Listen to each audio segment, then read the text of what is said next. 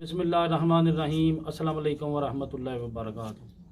नाज़रीन तुसी वेख रहे हो मैर मेरा पाकिस्तान यूट्यूब चैनल तो मैं तुहाडा मेज़बान कैसर महमूद। सब तो पहले मैर मेरा पाकिस्तान यूट्यूब चैनल उन्होंने सबसक्राइब कर दो तो जो बैल आइकन का बटन है वह भी जरूर दबा दो ताकि असीं जिहड़ी भी वीडियो अपलोड करिए उसका नोटिफिकेशन तुहाडे तक पहुँच सके। खिदमत हलक प्रोग्राम के तहत मैं अज इत्थे अपने पिंड करनानी मौजूद हाँ। तो ये माँ जी मेरे घर गए है कुछ दिन पहले तो इन्होंने मैं आख्या इंशाअल्लाह अल्लाह पाक ने सानू तौफीक दी तो असीं जरूर तुहाडे घर आवांगे मदद मदाद वास्ते।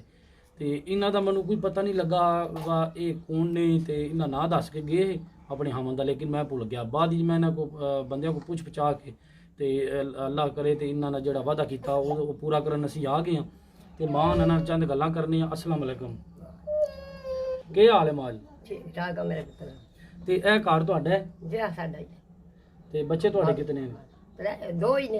अच्छा, एक वो तो दादे पट्ठे ते देख इत्थे ते ओ बच्चे जेडे तुहाडे ने वो तुहानू कोई पैसे देंदे ने, कुछ काम काज करदे ने? हां काम करे जावे तो फिर दवाई वे दे ही देंदे किस वे निकल मतलब थोड़े बाले देंदे ने? हां किस वे फिर अपने कहंदे कि जैसी ये बच्चा मसलन वो जेडे बच्चे ने उन्हां दी शादी हुई है ते ओ थोड़ा बाला ही तुहानू देंदे ने, मदद मदद हास को नहीं करदे? ना ना कोई खास।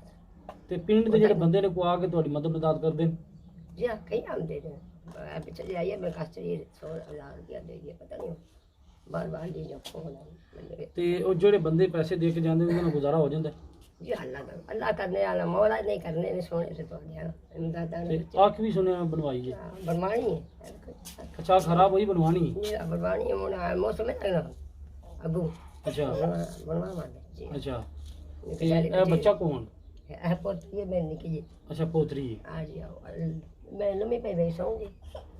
तो माँ जी असी खिदमत हलक प्रोग्राम के तहत तुहाडे कोल आए हैं। बाहर बंदे साडी वीडियो वेखदे ने तो सानू पैसे भेजदे ने ते वो जेडे पैसे ने फिर वो साडी जिम्मेदारी है साडे ते कि असी जेडे मुस्तहिक बंदे हुंदे ने वो उन्हां तक पहुंचाने। ते तुसी अगले दिन मेरे घर आए हो ते मैनू फिर कोई नहीं पता लगा, मैं पुछ के फिर आ गया वो मां नाल असी वादा कर आए हैं ते ना जाइए ते माड़ी गल है। चलो मेहरबानी तुहाडी अल्लाह पाक। हुण असी तुहाडे घर आ गए हैं। मेहरबानी तुहाडी अल्लाह पाक जिंदगी करे औरत पवित्र दे कदी थोड़ा। ए मां जी जेड़ा 5000 रुपया ये मैं अपनी तरफों नहीं दिता, ये जेडे साडे भरा वीडियो वेखदे ने ना वो सानू पैसे भेजदे ने ते असी हिरागा देने उन्हां वास्ते दुआ कर छड़ो।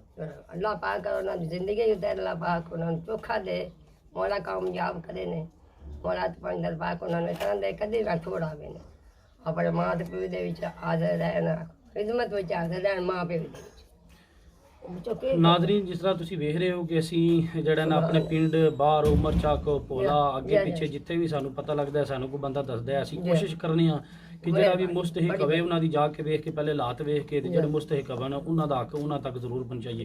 ते मां जी भी साडे घर आए ने ते असी भी इंशाअल्लाह इन्हां दे घर इन्हां वादा करके ते इन्हां दे घर आ गए हां ते इन्हां नूं मदद मदद असी वेखने उन्हां दे हालात आ के उन्हां दे हालात किस तरह दे ने, जिस हिसाब दे फिर उस हिसाब दी बंदे नाल मदद करी दी है। किनू पैसे दी ज्यादा जरूरत है या थोड़ी जो पैसे दी हर बंदे नूं जरूरत होंदी है, लेकिन हालात के हिसाब नाल दीदा है कि इन्हां दे के हालात ने फैमिली दे या इन्हां दे के हालात ने उस हिसाब नाल असी पैसे देने आ ते असी जितने कोई साडे कोल तफरीक है असी मां नाल दी मदद कर छड़ीए। अगर तुसी भी अपना सदका खैरात भेजना चाहते हो स्क्रीन पर मेरा नंबर नज़र आ रहा नोट करके तुसी साडे नाल राबता कर सकते हो। तो असी इंशाअल्लाह अपनी कोशिश जारी रखांगे जेड़ा हकदारां दा हक साडे तक पहुंचे दा असी कोशिश करांगे उन्हां तक पहुंचाइए। इस वीडियो नाल मनु दो इजाजत, अपना बहुत ज़्यादा ख्याल रखना। अल्लाह हाफिज़। पाकिस्तान जिंदाबाद।